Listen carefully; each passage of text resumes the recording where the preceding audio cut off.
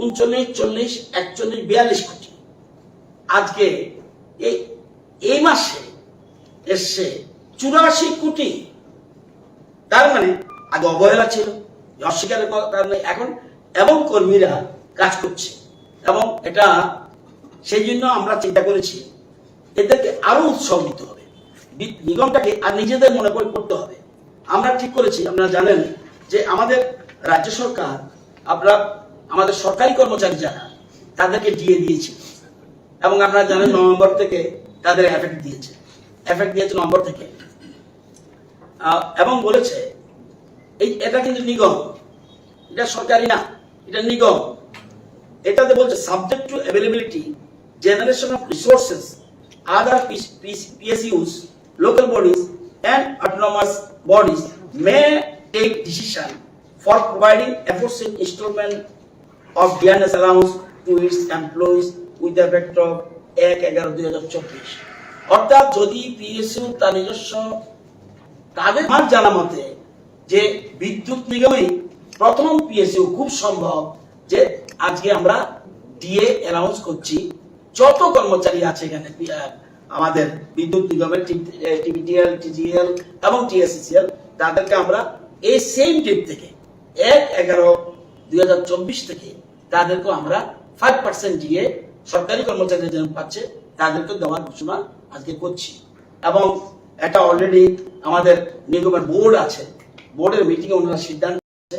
আমাকে বলেছে স্যার আপনি আসবেন, আপনি নিজে অ্যানাউন্স করে যাবেন। আমরাই সিদ্ধান্ত নিয়েছি, আমরা সেই জন্য আজকে এখানে আমাদের ডাকা। এবং আপনারা জানেন যে এর মধ্যে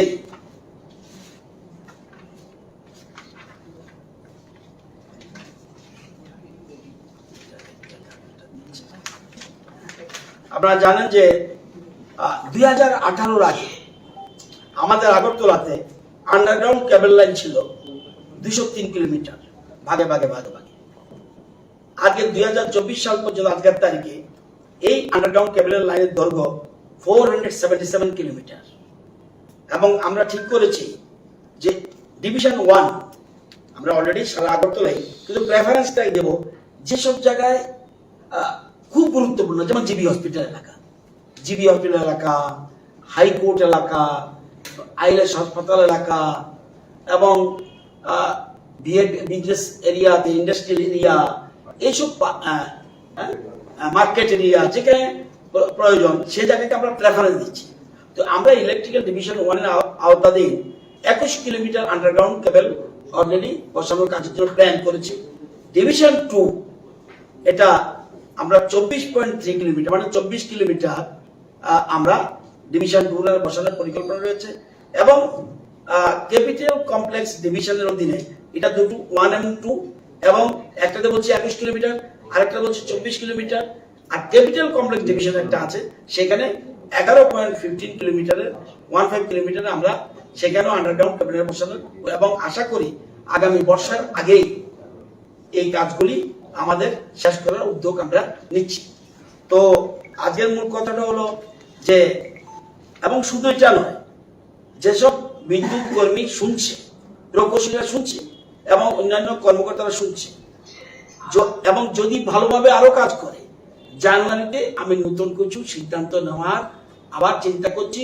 এবং যদি আরো ভালো কাজ করে তাদেরকে সাহায্য করার জন্য আমাদের সরকার এবং নিগমের কর্মকর্তারা বোর্ড তৈরি আছে, কিন্তু ভালো কাজ করলেই তাদেরকে আমরা সহযোগিতা করব, এটা আমাদের সিদ্ধান্ত। আর আমার বিশ্বাস বিদ্যুৎ নিগম, হ্যাঁ গ্যাসের দাম হঠাৎ করে 2022-এ বেড়ে যাওয়ায় প্রচন্ড ক্ষতি হয়েছে, তারপরেও ওইটার থেকে ধীরে ধীরে ধীরে ধীরে আমাদের একটা দেখলে আমরা বুঝবেন চাপটা থেকে। আগে যেমন আমাদের এক্সপেন্ডিচার বেশি হতো, মান্থলি এক্সপেন্ডিচার খরচটা বেশি হতো। যেমন মান্থলি আগে খরচ হতো 173 কোটি, এখন কিন্তু আমাদের আয়টা বাড়িয়ে আমাদের ব্যয়টা আমরা কমাচ্ছি। এটা খুব কঠিন কাজ। সাধারণত নর্মাল করছে খরচও বেশি বাড়ে, কিন্তু এখানে করেছে কি মান্থলি আগে 173, 23-24 যদি দেখি সেখানে মান্থলি খরচ হতো 173 কোটি, এখন 24-25 এসে মান্থলি খরচ হচ্ছে 162 কোটি। এটা যে ভেরি গুড সাইন। তো অর্থাৎ নিজেরা পারতে অপব্যয় করছে না। সুতরাং এই কাজটার জন্যই আজকে এখানে আসা।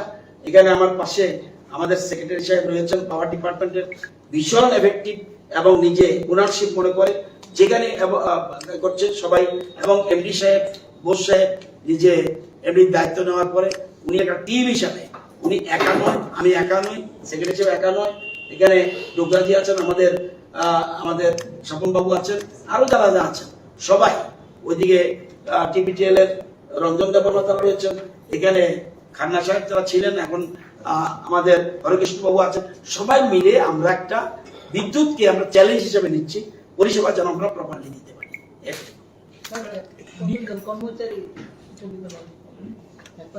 হ্যাঁ, তো টোটাল আমাদের বছরে অতিরিক্ত যাবে 6,50,00,000 টাকা। কতজন কর্মচারী আছে? সংখ্যা বলেন। না না না, এটা কর্মচারীর সংখ্যা 5,500 মতো হবে। 5,500 টোটাল মিলে সবাই পাবে না, রেগুলারটা যারা, এবং ডিআরডব্লিউ যেটা গভর্নমেন্টের আছে সেই সিস্টেম পাবে, পার্ট টাইম থাকে সেই সিস্টেম, মানে যে সিস্টেমটা স্টেট গভর্নমেন্ট ঘোষণা করেছে, যেমন রেগুলার হলে 5% দিয়ে, এবং যদি পিআরডব্লিউ হয় পার্ট টাইম ওয়ার্কার এবং ডিআরডব্লিউ হয়, সেই ক্ষেত্রে কন্টিনজেন্ট যারা আছে তাদেরকে রেট হিসাবে গভর্নমেন্ট। মাননীয় মন্ত্রী বেশ গুরুত্বপূর্ণ কথা বলেছেন। হ্যাঁ, রেগুলার কর্মচারীর সংখ্যা আমাদের এখানে রয়েছে 2854, 2,854, 5% পাবে। এর বাইরেও পাবে ডিআরডব্লিউ যারা রয়েছে, তাদের রেট আবার আরেকটা। অর্থাৎ স্টেট গভর্নমেন্ট যা যা করেছে, তাহলে আমরা আমি ইচ্ছা করলে বাড়াবো, স্টেট গভর্নমেন্ট যা যা করেছে তারাই। আমরা কতজন কর্মচারী পাইব? 2,854 রেগুলার 5% পাবে। এর বাইরেও পাবে যেটা আমাদের রেট করা আছে, যেমন ডিআরডব্লিউ সেটা গ্রুপ সি যদি হয় তাহলে পাবে 462 টাকা। এটা পার ডে। আগে 440 ছিল, আগে 440, এটা সামান্য বেড়েছে, কিন্তু সিস্টেম এটা আমি ইচ্ছা করলে আলাদা করতে পারবো না। আমরা ব্যাপারটা কনফিউজ কেন? আমরা কি 2,854 বলবো? আমি বলছি 5% পাবে। 5%, হ্যাঁ। আমাদের ত্রিপুরা গভর্নমেন্টের সব ডিআরডব্লিউ কি 5% পেয়েছে? না, এখানে এর কথা। মাননীয় মন্ত্রী অনেকগুলো গুরুত্বপূর্ণ কথা বলেছেন। বিদ্যুৎ নিগমের বিল আদায় বেড়েছে, আয় বেড়েছে, এফিসিয়েন্সি বেড়েছে, এবং এটা পাবলিক টেয়ার পাচ্ছে, এ নিয়ে কোনো সন্দেহ নেই। কিন্তু আমরা যতদূর জানি, সত্যি কি মিথ্যা জানি না, বিভিন্ন মাধ্যমে খবর হয়েছে রবীন্দ্র ভবন থেকে শুরু করে ধর্মনগর পুর পরিষদ, আগরতলা পৌর নিগম, এরকম রাজ্যের 20টা পুরো সংস্থার মধ্যে 18টার বকেয়া রয়েছে বিশাল সংখ্যক, প্রায় 11 কোটি টাকা। এগুলো আদায়ে নিয়ে কি কোনো পদক্ষেপ আছে? নাম্বার 1।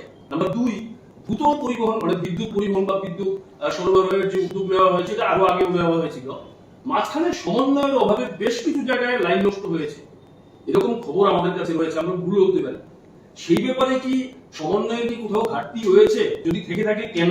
অথবা সমন্বয়ের কোথাও ঘাটতি থাকলে এটা কি রিকভারির চেষ্টা হচ্ছে?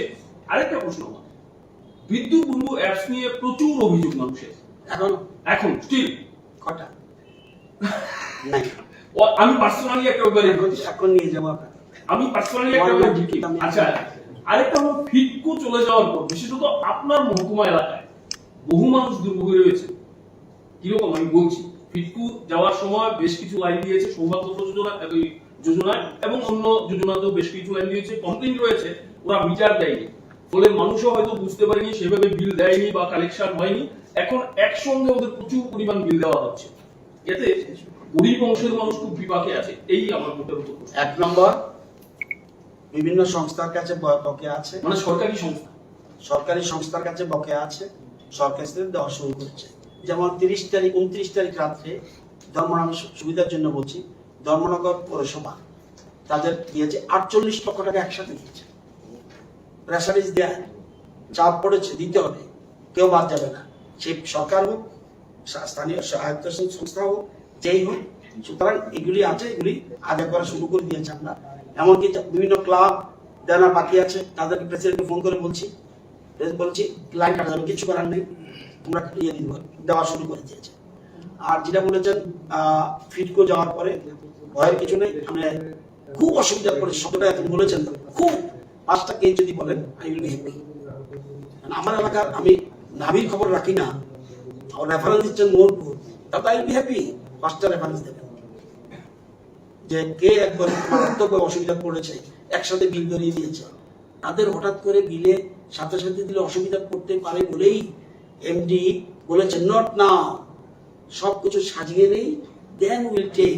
এটা যদি পার্টলি করা যায় পার্টলি করবো, এই জন্য চিন্তা করতে হবে না। সবাই আগে আপনি দেখলেন তো খরচ পড়ে কত কত বিদ্যুৎ নিগম তাদেরকে বিদ্যুৎ পরিষেবা দেয়, অনেক কম খরচে দেয়। তো সুতরাং যেগুলো আর যেটা বলছেন সমন্বয়ের ব্যাপারে, এটা টুকটাক ঝামেলা ছিল, এগুলি ধীরে ধীরে স্মার্ট সিটির ব্যাপার সাথে যার যার কনসার্নিং ডিপার্টমেন্ট, পিডাব্লিউডি, ডিডাব্লিউএস বা আরো অন্যান্য ডিপার্টমেন্ট, ওদের সাথে আমরা কথা বলে। শুনুন, আন্ডারগ্রাউন্ড এমন এক জিনিস ভীষণ জটিল, নতুন কিছু করতে গেলেই বিভিন্ন রকম প্রতিবন্ধকতা আসে এবং ঝামেলা আসে। সুতরাং এই জিনিসগুলো আমরা দেখছি, তো আমরা ধীরে ধীরে সেই জন্য প্রজেক্টটি নিচ্ছি, সবাইকে বুঝিয়ে আলোচনার মাধ্যমে আমরা করছি। আশা করি কোনো প্রবলেম হবে না। তবে একটা কথা মনে রাখবেন, চ্যালেঞ্জিং ডিপার্টমেন্ট। আপনি যদি বলেন যে না, it is a very easy department,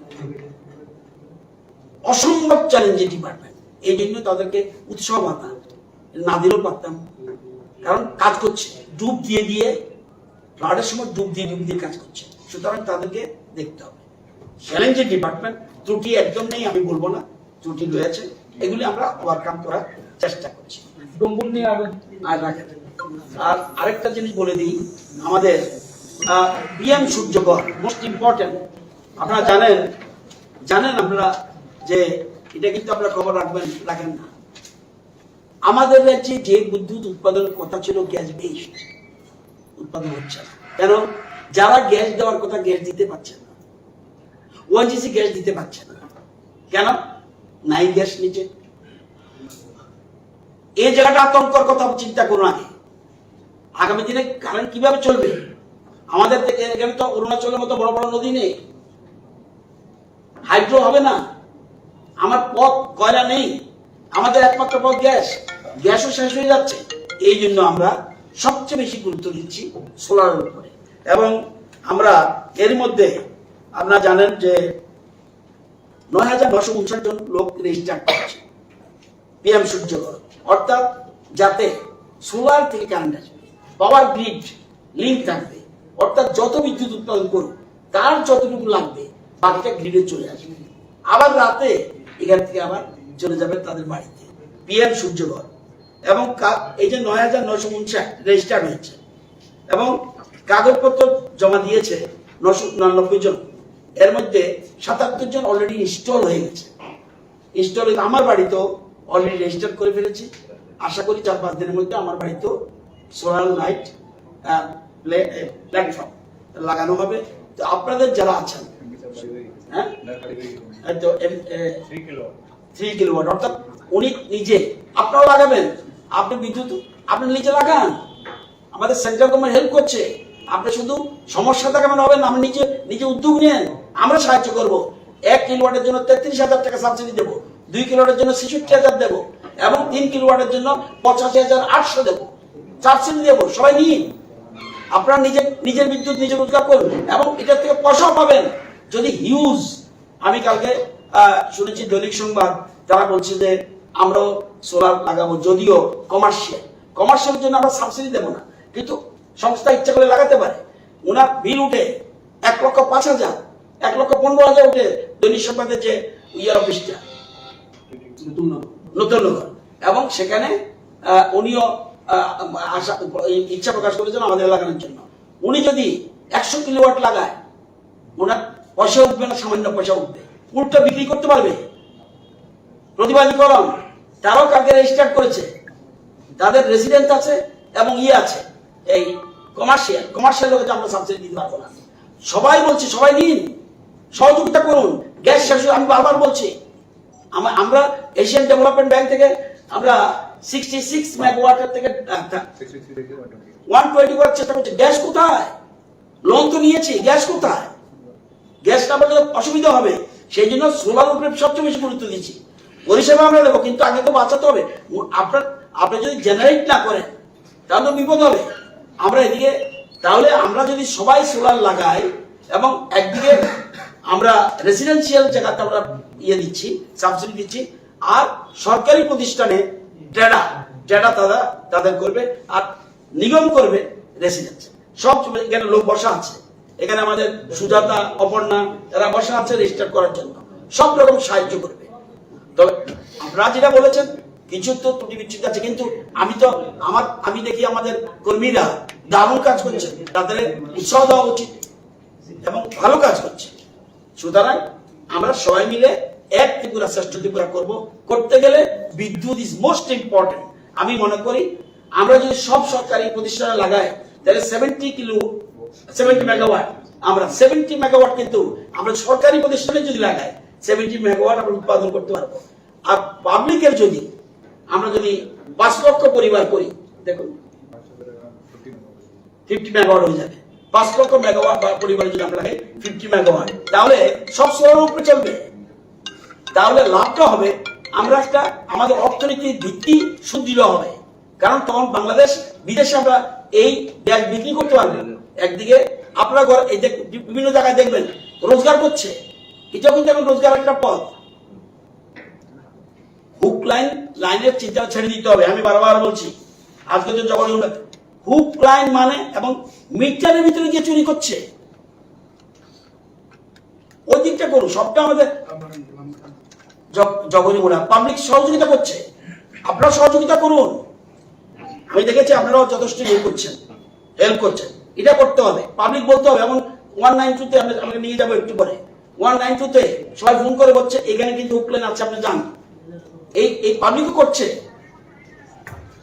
sir একটা প্রশ্ন, বর্তমান রাজ্যে বাংলাদেশে যে পরিস্থিতি চলছে সেই ক্ষেত্রে দেখা গেলে রাজ্য সরকার এবং বিদ্যুৎ নিগমকে যে বিদ্যুৎ দেওয়া হচ্ছে সেই বিষয়ে কি কোনো দপ্তর কোনো সিদ্ধান্ত নিচ্ছে কিনা?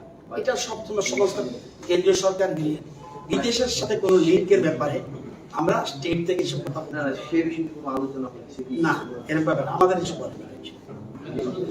সবাই আমরা এগ্রিমেন্ট কারা করে, ওই যে বলছি NBVN একটা সংস্থা দিল্লিতে বসে, সেন্ট্রাল গভর্নমেন্ট, ওদের মাধ্যমে আমরা এগ্রিমেন্ট করছি। ওরা যখন যেদিন এগ্রিমেন্ট ক্যান্সেল করবে ক্যান্সেল। তবে আগে যেমন পয়সা কম আসতো, এখন কিন্তু পয়সাটা আগের থেকে অনেক স্পিড বাড়াচ্ছে। এটা আগে এর বেশি আমরা বলা বলছি। ওকে, সবাইকে ধন্যবাদ।